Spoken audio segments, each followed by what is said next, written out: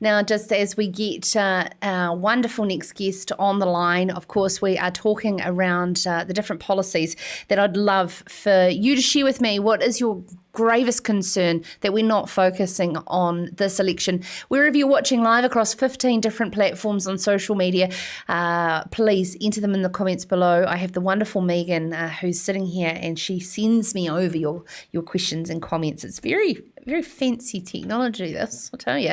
Now, the animal health issue, this animal health issue is one of the greatest we face in the dairy industry, and it's often discussed in the shadows of the sheds because of a sense of shame or embarrassment.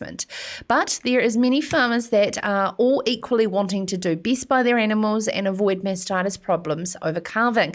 It's about problem solving this together than fault finding. And for her constructive and effective advice, we welcome to Sarah's Country no other than Farm Medix, Natasha Maguire, who has been affectionately nicknamed the Mastitis Lady.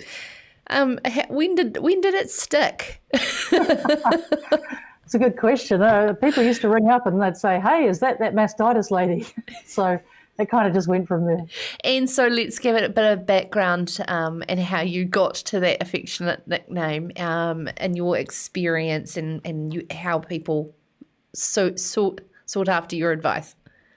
We started doing some projects on dairy farms, and one of those projects, farmers would say to us, "What do you know about mastitis?"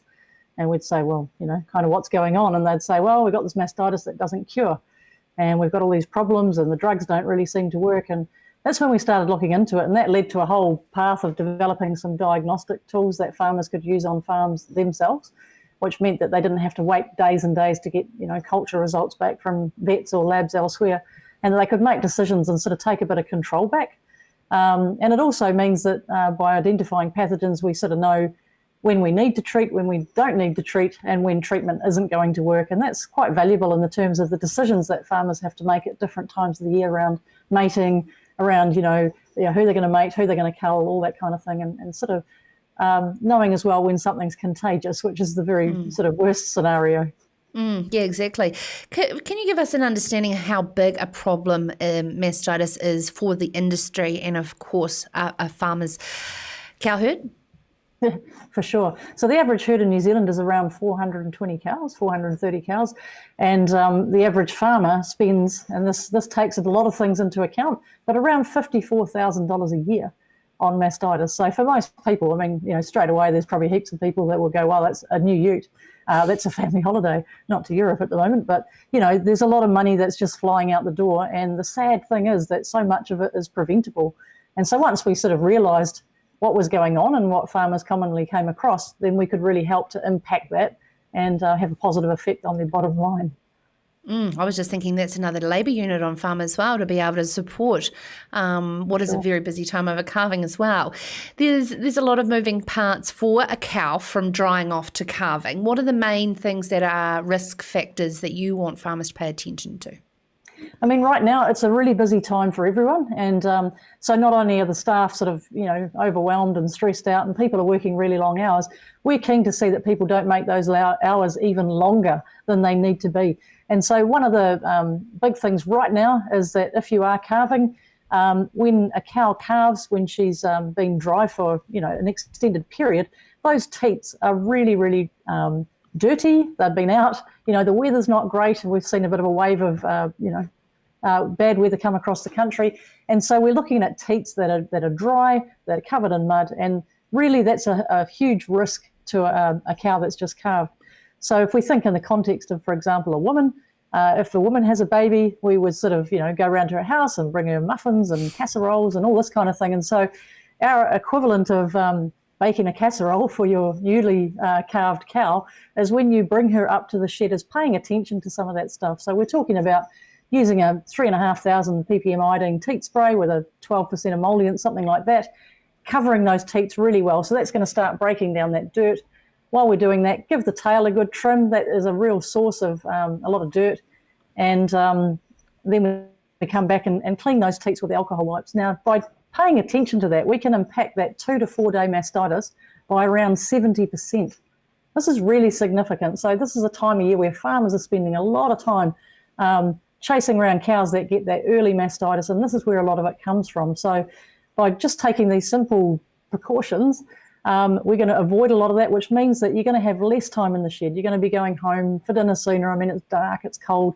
Who wants to spend all that time milking those few cows and then turning around looking at that mob that you've then got to mark up and treat and take the milk and not put it in the bulk tank? And at the end of the day, I mean, people are milking cows to earn money from selling their milk, not to withhold it and, do all these fancy things that they perhaps didn't need to do. I was just likening it to household chores. As women, well, I shouldn't genderise this, but you go, hey, look, if it takes 5 minutes to just tidy it up now rather than on Sunday, it feels like this big overwhelming challenge to clean the entire house, right? If just 5 minutes every day, a little bit here, a little bit there. Anyway, I won't preach. Sick cows have sick milk and, of course, passing on to calves. You were talking there about the fact when it gets into community transmission. Contagious effects. Where is that when it's you sort of really slippery slope? So yeah, you are on a slippery slope if you're dealing with contagious mastitis. And one of the things with, one of the advantages of having less mastitis, like the less that you get, the easier things become for you. So if you're not overwhelmed with lots of cases of mastitis, if you're having a few, then you've got the ability to really test those cows. And by testing farm side, you've got the ability then to see very quickly what's wrong. And in the case of a contagious mastitis, we can isolate that cow from her peers, because at the end of the day, we're sharing that cluster with other cows. And in the case of a bug like Staph aureus, 6 cows later, we still have an infectious dose. So that's where the transmission, if you like, really takes off. Yeah, it's in the subclinical element to it that is the scary part of what's spreading through unknown. Definitely, yeah. So a lot of mastitis is subclinical, and bugs like Staph aureus, if we don't know what we're doing and we treat it, they can just go subclinical on us. So then we don't know that anything's wrong. The cow has a good cell count and the milk looks normal, and she's not alerting us at all to the fact she's giving it to all her herd mates. Yeah, absolutely. What are some of the new tools that are out there that farmers that may not be aware of and where to seek advice?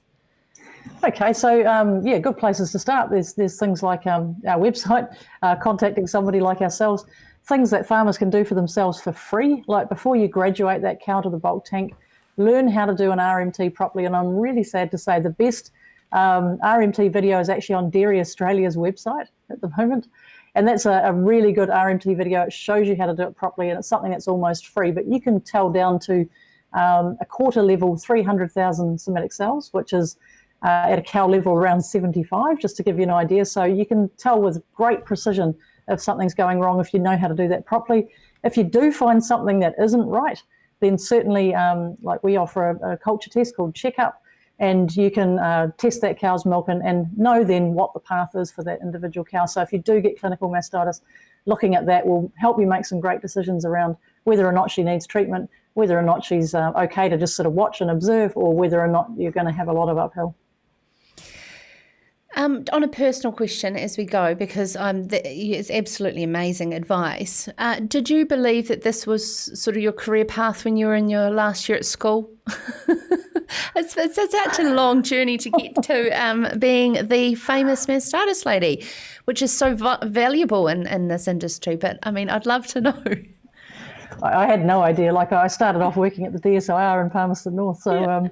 I guess science was always in the background, but the dairy industry, I mean, for me, it's been really exciting because I guess you're dealing with individual business owners, and to them, they have a passion about what they do and they care about what they do.